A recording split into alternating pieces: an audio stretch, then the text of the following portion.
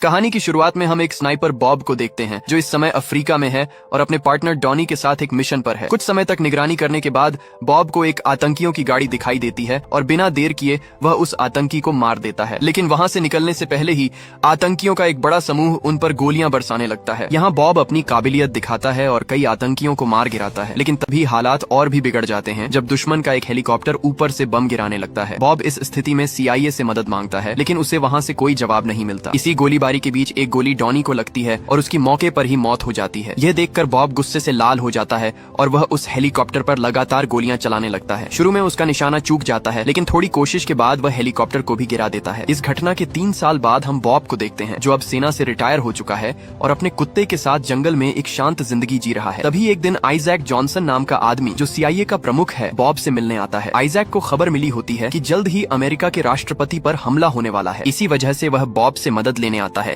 ताकि इस हमले को रोका जा सके। दरअसल बॉब का काम यह था कि वह राष्ट्रपति को मारने के अलग अलग तरीकों की योजना बनाए ताकि आइजैक और उसकी टीम हर संभावित खतरे के लिए तैयार रह सके। शुरुआत में बॉब इस काम से मना कर देता है क्योंकि वह रिटायर हो चुका होता है और दोबारा उस खतरनाक जिंदगी में नहीं लौटना चाहता। लेकिन जब आइजैक उसे इस मामले की गंभीरता समझाता है तो बॉब आखिरकार मान जाता है। जाने से पहले आइजैक बॉब को सारी जानकारी देता है और उसे अगले हफ्ते वॉशिंगटन आने को कहता है। एक हफ्ते बाद बॉब वॉशिंगटन DC पहुंचता है जहां राष्ट्रपति को भाषण देना होता है। कई दिनों की जांच और सोच विचार के बाद बॉब आइजैक को बताता है कि राष्ट्रपति पर हमला फिलाडेल्फिया में होगा। आइजैक उसे धन्यवाद देता है और भाषण वाले दिन आने के लिए कहता है। कुछ ही दिनों में वह दिन आ जाता है जब राष्ट्रपति पूरे देश के सामने भाषण देने वाला होता है। बॉब आइजैक के साथ एक ऐसे कमरे में पहुंचता है जहां से पूरे शहर पर नजर रखी जा सकती है। जैसे ही राष्ट्रपति मंच पर आता है बॉब कहता है कि हमला करने के लिए यही सबसे सही मौका है, इसलिए राष्ट्रपति को तुरंत मंच से हटाना चाहिए। लेकिन इससे पहले कि वह अपनी बात पूरी कर पाता उसी कमरे में मौजूद एक पुलिस अफसर बॉब को गोली मार देता है।